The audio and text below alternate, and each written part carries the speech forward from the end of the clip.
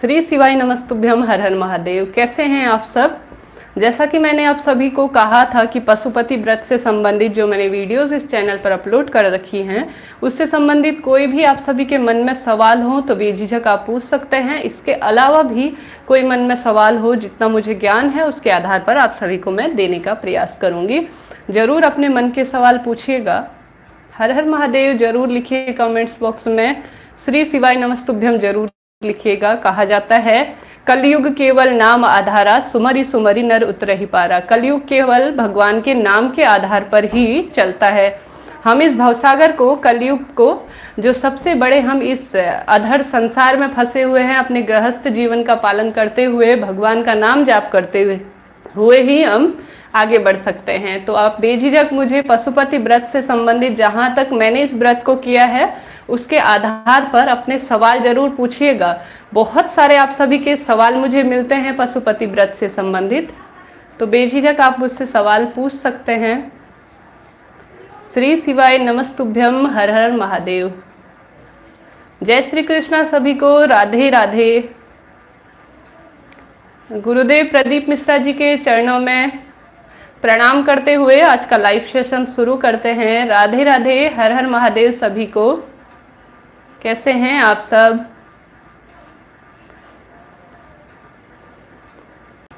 कल सोमवार है, आप सभी का भी पशुपति व्रत रहेगा, तो फिर आप सभी कर रहे होंगे व्रत। जितने भी मैंने पशुपति व्रत से संबंधित वीडियोस बना रखे हैं, बहुत सारे आप सभी के कमेंट्स मिलते हैं उसमें, और उन्हीं का मैं जवाब देने की कोशिश करती हूँ। तो मैंने सोचा क्यों ना आपको मैं इस बारे में, आप सभी को मेरी आवाज़ क्लियर आ रही है? प्लीज़ यह बता दीजिए एक बार।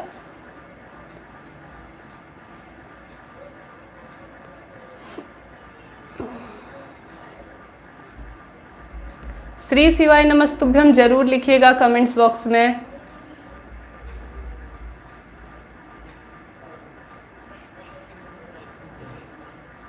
Thank you Nonu TV, thank you so much बताने के लिए।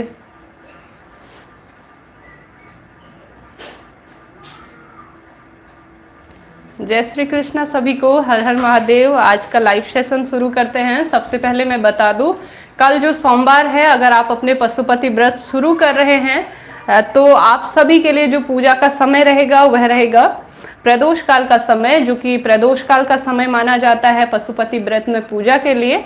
वह 45 मिनट, सूर्य अस्त होने के 45 मिनट पहले का समय और सूर्य अस्त होने के 45 मिनट के बाद का समय प्रदोष काल का समय माना जाता है। तो यह समय जो है सोमवार के दिन, कल तो मुझे डेट कुछ याद नहीं है कि कौन सी है, क्योंकि अब लाइव सेशन में थोड़ा सा दिमाग जो है इस तरह जाता है। तो कल का जो प्रदोष काल का समय रहेगा 6:47 से शुरू रहेगा, 9 बजे के आसपास जो है यह प्रदोष काल का समय रहेगा। तो आप पशुपति व्रत जो है इस समय अपनी पूजा करते हैं तो काफ़ी शुभ फलों की प्राप्ति होगी। और साथ ही जैसे कि आप सभी के, मैंने इस बारे में एक वीडियो भी बना रखा था कि पशुपति व्रत जो है श्राद्ध पक्ष चल रहा है। आज अष्टमी और सप्तमी जो मिलन है, कहने का अर्थ है सप्तमी भी है शायद आज, हाँ सप्तमी और अष्टमी नहीं, माफ़ कीजिएगा, नौमी तिथि है, माफ़ कीजिए, आज नौमी तिथि है।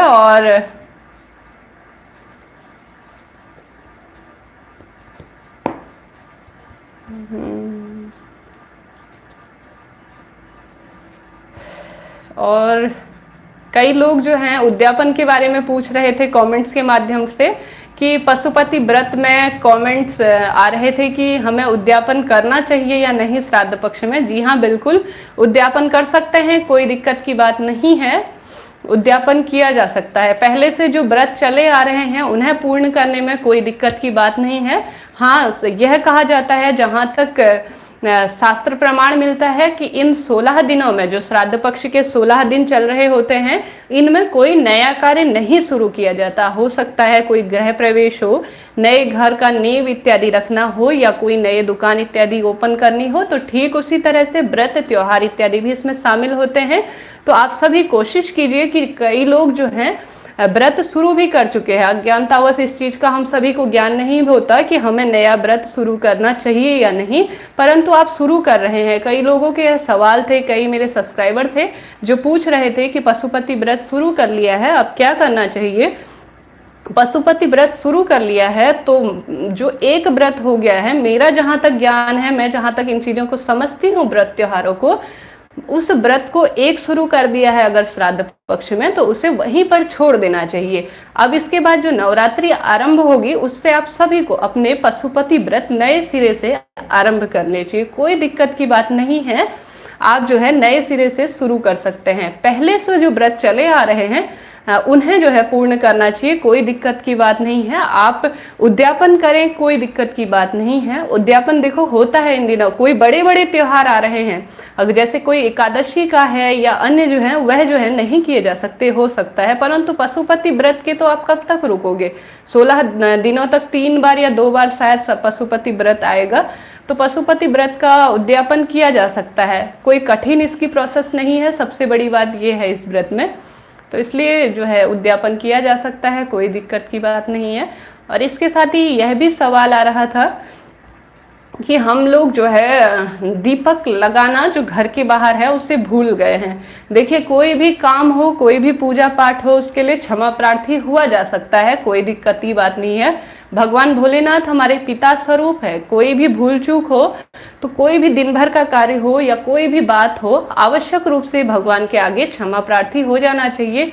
भूल किससे नहीं होती, इंसान है हम तो, गलतियों का पुतला कहा जाता है जिसे, वह इंसान होता है, कोई दिक्कत की बात नहीं है। आपसे कोई भूल चूक हुई है तो क्षमा प्रार्थी होने के बाद अगली बार से उसमें सुधार करने का प्रयास करें, कोई दिक्कत की बात नहीं है। अगर आप घर के बाहर दीपक लगाने का भूल चुके हैं, कोई दिक्कत की बात नहीं है।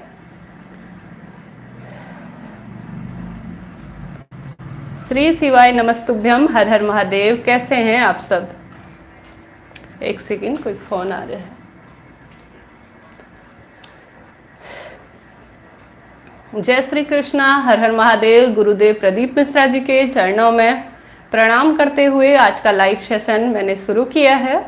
कोई मन में सवाल हो तो जरूर पूछिएगा।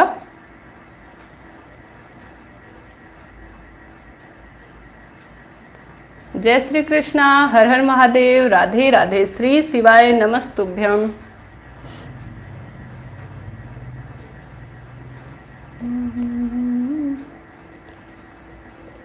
कल सोमवार का दिन है, जरूर कोशिश कीजिएगा कि एक माला श्री शिवाय नमस्तुभ्यम की जो मंत्र है अपने पितरों को समर्पित करते हुए, स्मरण करते हुए जाप करने की। बहुत शुभ फलों की इससे प्राप्ति होती है, बहुत अधिक समय नहीं लगता, ये सबसे बड़ी बात है। श्री शिवाय नमस्तुभ्यम 108 बार जाप करने में, खास तौर पर इन दिनों अगर आप अपने पितरों के लिए जलदान, भूदान, गोदान, वस्त्रदान, अन्नदान इत्यादि कर रहे हैं तो आवश्यक रूप से एक माला श्री शिवाय नमस्तुभ्यम की अपने पितरों के लिए समर्पित करके देखिएगा। जैसे कि गुरुदेव प्रदीप मिश्रा जी हमेशा हम सभी को कहते हैं, एकादशी अपने पितरों के नाम की दान में दे दीजिए जब उनका तारण ना हो रहा हो, उनके प्राण छूट रहे हों। तो ठीक उसी तरह से मेरा मानना ये है, एक माला अपने पितरों के लिए आप श्री शिवाय नमस्तुभ्यम की सोमवार के दिन या इन दिनों जो यह पशुपति व्रत चल रहे हैं या श्राद्ध पक्ष चल रहा है, इन दिनों एक माला रोज आप अपने लिए कुछ ना कुछ कार्य करते हैं, अपने पितरों को समर्पित करते हुए, उनका स्मरण करते हुए अगर श्री शिवाय नमस्तुभ्यम की एक माला का जाप अपने पितरों के नाम से करते हैं तो इससे भी बहुत अधिक सुफलों की प्राप्ति होगी। और साथ ही आपके पितर जो है देखेंगे आप सभी को कि अब मेरे वंशज, जो मेरे जनरेशन है, मेरे जो पोता पोती हैं, मेरे बच्चे हैं या मेरे जो कुटुंबजन हैं, वो जो है मेरे लिए कितने समर्पित है और मेरे नाम की एक माला मेरे लिए, स्वयं के लिए, मेरा स्मरण करते हुए हम सभी के लिए, जो पूर्वज है कहा जाता है, इन 16 दिनों पर तक जो है धरती के आसपास, हम सभी के आसपास, परिवारजनों के आसपास वास करते हैं। तो एक माला श्री शिवाय नमस्तुभ्यम की आवश्यक रूप से अपने पितरों के लिए इन दिनों जाप करके देखिएगा, फल मिलना निश्चित है। और साथ ही जैसे गुरुदेव हमेशा हम सभी को बताते हैं, अब कुछ ही जो है दिन बचे हैं श्राद्ध पक्ष के, तो इन दिनों में आवश्यक रूप से सूर्य देव को जल चढ़ा रहे हैं तो उसमें आप सभी काले तिल मिश्रित कीजिएगा। मेरे घर पर तो यह नियम है, ब्राह्मण परिवार से हम लोग हैं और हमेशा ही पूजा पाठ का ही हमारे घर परिवार पर काम रहा है। हम लोग अपने मैं नेहा जोशी, मेरा नाम नेहा जोशी है और मेरे पूरे परिवार का कार्य यही है कि पूजा पाठ के कार्य में हम लोग संलग्न हैं। पूजा पाठ का ही हमारा पुश्तैनी कार्य है। तो मेरे घर का तो यह नियम है कि हमेशा जो है काले तिल रखे रहते हैं मंदिर के पास पर। वहाँ से हम लोग, मेरे बच्चे या हमारा पूरा घर का परिवार, हम परिवार के जनों को भी यही कोशिश करते हैं दिवंगत अपने सास ससुर, जैसे कि मेरे सास ससुर अब इस दुनिया में नहीं है, उनका स्मरण करते हुए और अपने परिवार के जो भी हमारे आसपास के जो भी दिवंगत आत्माएं हैं उनका स्मरण करते हुए सूर्य देव को काले तिल हमेशा समर्पित करते हैं। साथ ही हमारे क्षेत्र में ऐसा रिवाज है और शास्त्रों में भी यह कहा गया है कि जौ और तिल जरूर जो है इन दिनों पितृपक्ष में आवश्यक रूप से सूर्यदेव को जल चढ़ा रहे हैं या गाय के लिए रोटी निकाल रहे हैं या जो देवी देव जो माफ कीजिए जो पितरों के लिए हम इन दिनों कार्य कर रहे हैं उसमें आवश्यक रूप से जौ तिल विशेष रूप से हमें डालने ही चाहिए। यह नियम बना लेना चाहिए एक घर के। आपने देखा होगा जब भी श्राद्ध पक्ष के कार्य आपके घर पर पंडित जी श्राद्ध पक्ष में कार्य करवाने आते हैं, पितृपक्ष श्राद्ध हो, तर्पण हो या 12 दिन तक कोई कार्य हो, उसमें आपने देखा होगा कि आपके जो पंडित जी आते हैं वह कोई भी छोटा सा ही कार्य हो उसमें तिल और जौ समर्पित करवाते हैं और कुसा जो है बिना उसके कोई भी पितरों का कार्य पूर्ण नहीं माना जाता। तो आवश्यक रूप से छोटी सी एक डब्बी बना लीजिए जिसे मंदिर के आसपास आपको रख लेना है। बच्चों को आप जैसा संस्कार देंगे, उन्हें जैसा कहेंगे, ठीक वो आपके कहे अनुसार उसी तरह का करेंगे। जैसे गुरुदेव के ऑफिशियल चैनल में 2-4 दिन पहले गुरुजी ने एक पोस्टर बनाया था, जो उनकी पोस्टर के मेकिंग करते होंगे, उन्होंने बनाया था कि संस्कार जो है किसी बाहर या किसी स्कूली या किसी किताब के माध्यम से नहीं सीखे जाते। संस्कार जो है घर परिवार और माता पिता अपने बच्चों को देते हैं, उनके क्रियाकलापों से सीखते हैं। तो आप पूरे घर में जैसा नियम बनाएंगे ठीक उसी तरह का नियम आपके परिवार में बनता चला जाएगा। तो कोशिश कीजिएगा इस पितृपक्ष में यह छोटे छोटे से कार्य करने का। भगवान शिव को भी जल चढ़ा रहे हैं, तो भूत भविष्य और वर्तमान के कारक महादेव के जब जल में आप थोड़ा सा मात्रा जौ और तिल और संभव हो तो सफेद पुष्प, क्योंकि सफेद रंग हमारे पितरों को बहुत अधिक प्रिय है, तो उन्हें ओम श्री शिवाय नमस्तुभ्यम, माफ कीजिए, श्री शिवाय नमस्तुभ्यम या ओम सर्वपितृ देवाय नमो नमः या सर्वपितृ देवाय नमो नमः कहते हुए समर्पित कीजिएगा। और साथ ही गुरुदेव हमेशा ही कहते हैं आप कुछ विशेष नहीं कर सकते, आपसे कोई विशेष कार्य नहीं हो पाते, तो पहली रोटी गाय के लिए और अंतिम रोटी स्वान के लिए, यह 2 नियम बना लीजिए। शहरों में रहने लगे हैं जो कौवा इत्यादि, देखिएगा ये सच्चाई है, शहरों में रहने लगे हैं कौवा इत्यादि मिल नहीं पाता, परंतु एक रोटी 16 श्राद्धों में मात्र गौ के नाम की और काले कुत्ते या कोई सा भी स्वान आपको दिख जाए, अगर इन 2 को भी खिला देते हैं तो पूर्ण फलों की प्राप्ति होना निश्चित है। इसके साथ ही इन दिनों आवश्यक रूप से कोशिश कीजिएगा कि आप सभी जो है शाम के समय में संभव हो फ्लैट इत्यादि में रहने लगे हैं या कहीं ऐसी जगह पे रहने लगे हैं जहाँ पर बाहर दीपक लगाने में थोड़ा सा हम लोग झिझकते हैं। हो सकता है रोज शिव मंदिर नहीं जा पाते हो, कोई दिक्कत की बात नहीं है। शाम के समय में हम सभी का बिजी शेड्यूल है, जॉब इत्यादि करते हैं या कोई अन्य कार्य करते हैं, तो आवश्यक रूप से घर के मंदिर में इन 16 दिनों तक यह नियम बना लीजिए कि आप सभी को एक दीपक अपने पितरों के नाम का लंबी बाती का लगाना ही है। यह नियम बांध लीजिए इन 16 दिनों में। आप नियम बांधेंगे तो यह कोई कठिन कार्य नहीं रह जाएगा। और हमेशा आप सभी ने सुना होगा पितरों की जो दिशा होती है वह दक्षिण दिशा मानी जाती है।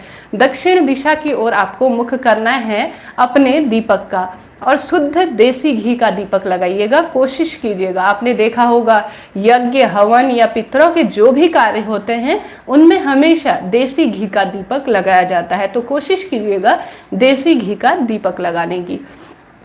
और साथ ही पशुपति व्रत से संबंधित एक सवाल यह भी सुबह आया था मेरे कमेंट्स बॉक्स में, जिसने आप सभी ने पूछा था कि पीरियड के कितने दिनों बाद पशुपति व्रत या शिव पूजा करनी चाहिए। कालिका पुराण में इसका बहुत अच्छा वर्णन मिलता है कि पशुपति व्रत हमेशा पशुपति व्रत हो या कोई भी पूजा हो, जब महिला रजोधर्म के 5वें दिन से हमें जो है शिव पूजा हो या कोई भी पूजा हो, जब महिला 4 दिन पूर्ण रूप से फ्री हो जाती है, उसके बाद 5वें दिन से बाल इत्यादि धोकर पूर्ण रूप से स्वच्छ हो जाने के बाद हम सभी को शिव पूजा करनी चाहिए। शिव पूजा कहाँ बैठ के करनी चाहिए, यह भी छोटे छोटे से बिंदु है जो हमारी पूजा पाठ इत्यादि को पूर्ण बनाते हैं। पूर्व दिशा की ओर हमेशा जो भी दीपक प्रज्वलित करें उसका मुख होना चाहिए और उत्तर दिशा की ओर हमेशा दीपक का मुख होना चाहिए। इस बात का आप सभी को नियम बना लेना चाहिए। और साथ ही जब आप पूर्ण रूप से स्वच्छ हो जाएं तब 5वें दिन से शिव पूजा कर सकते हैं, कोई दिक्कत की बात नहीं है। और साथ ही आप सभी को यह भी कई बार आते हैं कमेंट्स में सवाल कि पीरियड हो गया था, अब हम कैसे जो है पशुपति व्रत करें, क्या हमें पशुपति व्रत छोड़ देना चाहिए। तो इस बारे में सभी के यह सवाल होते हैं कि कैसे करें, क्या करें। कोई दिक्कत की बात नहीं है, व्रत उस दिन कर सकते हैं, परंतु वह व्रत जो है गिना नहीं जाएगा। इस बात का आप सभी को ध्यान रखना होगा। उसके बाद जो आप व्रत शुरू करेंगे पशुपति व्रत के अगली बार से, फिर वह व्रत जो है काउंट हो जाएगा हमारे पशुपति व्रत में। कोई दिक्कत की बात इसमें नहीं है। इस तरह से जो है पशुपति व्रत के नियम होते हैं। बहुत सुफलों की इस व्रत से प्राप्ति होती है। जैसे कि हम सभी जानते हैं, हमारे मन में यह आता है कि दोबारा इस व्रत को कब से शुरू कर सकते हैं। पशुपति व्रत को दोबारा शुरू करने का यही नियम है कि कम से कम गुरुदेव की अगर आपने कथा सुनी हो तो 3 महीने कोई भी गुरुदेव के उपाय हों, कोई भी पूजा पाठ के कार्य हों या कोई भी गुरुदेव उपाय बताते हैं तो गुरुदेव कहते हैं हमेशा 3 महीने आप रुक कर देखिए। आप देखते होंगे कोई भी परीक्षा हो, कोई भी फल हो, किसी भी चीज का पूजा पाठ का फल हो, वह फल हमें थोड़ा समय लगता है। किसी भी कार्य को पूर्ण होने में समय दीजिए। कहने का अर्थ है कोई भी कार्य हो, हम चाहते हैं हमें तत्काल उसका फल मिल जाए। खास तौर पर युवा पीढ़ी जिसमें धैर्य की समझ की कमी होती है, वह सोचती है आज हमने पशुपति व्रत कर रखा है, यह पूर्ण होते होते हो सकता है कई लोग की बहुत अच्छी किस्मत हो, महादेव ने उनके लिए पहले से कुछ निर्धारित किया हो सकता है आपके समय लग रहा हो कोई भी कार्य में। कहा जाता है जिस तरह से कि सही समय आने पर ही कोई चीज हमें मिलती है। तो इस बात का आप सभी को ध्यान रख लेना होगा कि पशुपति व्रत हमेशा पहले 3 महीने तक आप सभी को रुक जाना होगा कि 3 महीने हो गए हैं, अब मुझे पशुपति व्रत शुरू किए, या मेरी मनोकामना पूरी हुई हो या नहीं हुई हो, परंतु मैं पशुपति व्रत दोबारा से शुरू करना चाहता हूँ, मैं शिव पूजा दोबारा से शुरू करना चाहती हूँ, मैं भगवान की सेवा निस्वार्थ भावना से मेरी मनोकामना पूर्ण हुई है, अब मैं अपने मन से अपनी इच्छा से भगवान को अपने व्रत समर्पित करना चाहती हूँ। तो हमेशा 3 महीने पशुपति व्रत के लिए रुकिए। मैं भी इस व्रत को दोबारा से शुरू करने का सोच रही हूँ। हालांकि मुझे बहुत लंबा समय हो गया है इस व्रत को शुरू किए या इसको पूर्ण किए, परंतु मैं दोबारा से इस व्रत को शुरू करने का सोच रही हूँ। तो हमेशा कोशिश कीजिएगा कि 3 महीने कोई भी व्रत हो, कोई भी पूजा पाठ हो, कोई भी कार्य हो, उसको लगभग आपने कभी कोई एग्जाम दिया हो, आपको लगता है कि इसे तत्काल जो है इसका फल मिल जाए, नहीं, थोड़ा सा धैर्य रखिए। किसी भी काम में 3 महीने बाद जो है इस व्रत को शुरू कर सकते हैं, कोई दिक्कत की बात नहीं है। इसके साथ ही पशुपति व्रत से संबंधित और बहुत सारे सवाल आते हैं। एक इसमें से यह सवाल आता है कि क्या बनाना चाहिए हमें शाम के समय में, सिर्फ प्रसाद ही खाना चाहिए? नहीं। सबसे पहले आज जैसे कि जितिया व्रत है, आप सभी जो है कल पारण करेंगे। सामान्य तौर पर अभी हम पशुपति व्रत की बात कर रहे हैं। तो पशुपति व्रत में जो हम 2 भाग मंदिर में करते हैं और 1 भाग जो है घर पर लेकर आते हैं, परंतु उस मंदिर के लाए हुए भाग में से पहले हमें प्रसाद के रूप में ग्रहण करना होगा। उसके बाद जो भोजन में हम पेट भर के भोजन खा सकते हैं, कोई दिक्कत की बात नहीं है। यह अपने आप में अद्भुत और चमत्कारी व्रत में कहूंगी। इतने सारे हम सभी ने बहुत विवाह से पहले भी व्रत किए हैं, अब भी कर रहे हैं, परंतु सबसे ज्यादा चमत्कारी और सफल व्रत जिसे कहा जा सकता है, जो गुरुदेव ने हम सभी को शिव पुराण पर से देख दिया है, अपने आप में अद्भुत है। बहुत सरल व्रत है इसे मैं कहूंगी।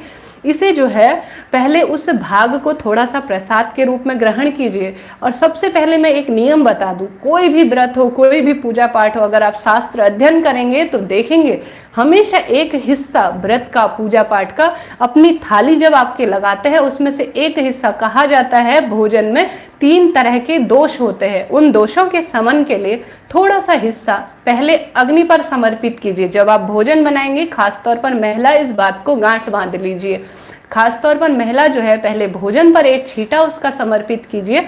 जब भी आप व्रत खोले, अपनी थाली में से कुछ हिस्सा एक साइड में, एक कोने में पहले हल्का सा जल लीजिए। अपने देवी देवता पितरों का स्मरण करते हुए उस जल को उस जगह पर छिड़किए, अर्थात छोड़ दीजिए।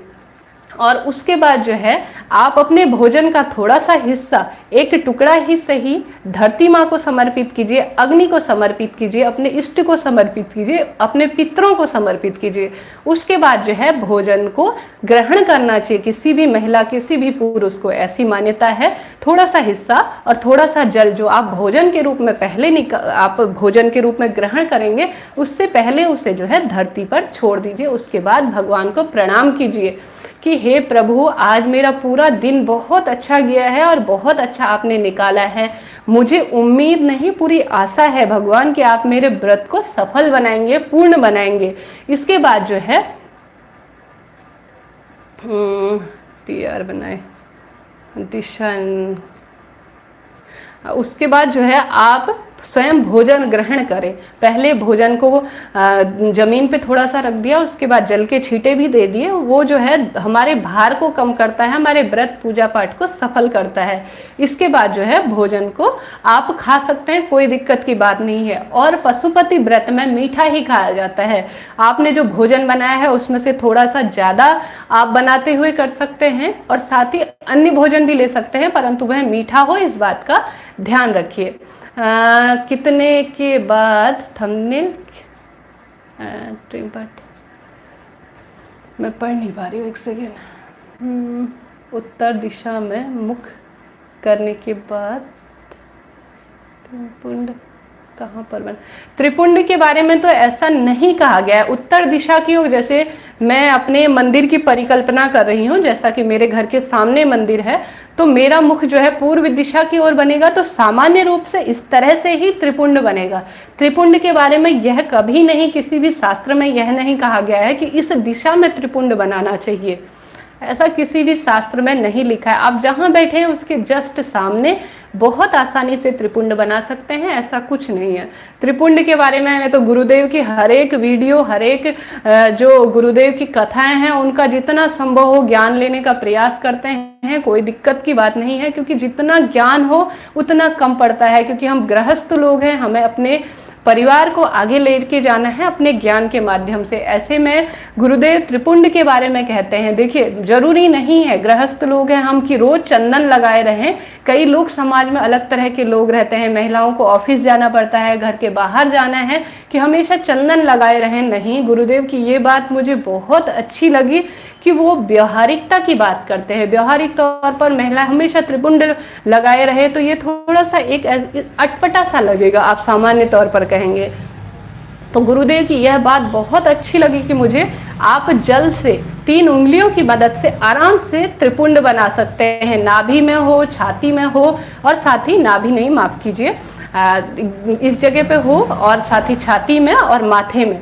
पानी से भी बना सकते हैं। ये बहुत अच्छी बात कही गुरुदेव ने, जो कि बहुत एक व्यवहारिक बात जिसे कहा जा सकता है। ये बहुत अच्छी बात मुझे लगी। श्री शिवाय नमस्तुभ्यम। हर हर महादेव।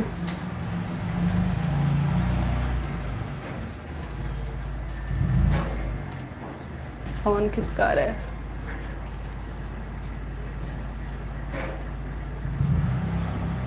और क्या बताए, कल सोमवार का दिन है, पशुपति व्रत से संबंधित कोई भी सवाल? हाँ बस यार, मिलते हैं अगली वीडियो में। हर हर महादेव, जय माता दी। मैं भी कर रही हूँ प्रभु व्रत, मेरा 4th उपवास है, शिव पूजा भी करूँगी। जी बिल्कुल, श्री शिवाय नमस्तुभ्यम करती हूँ रोज।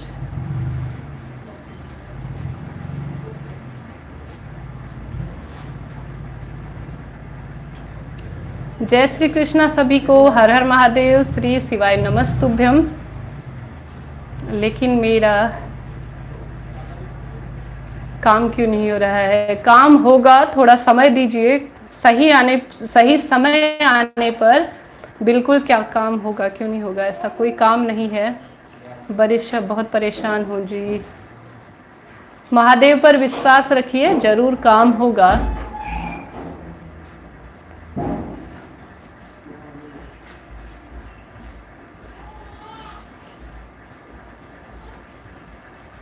श्री शिवाय नमस्तुभ्यम। आज का लाइव सेशन यहीं पर एंड करते हैं, मिलते हैं अगली वीडियो में।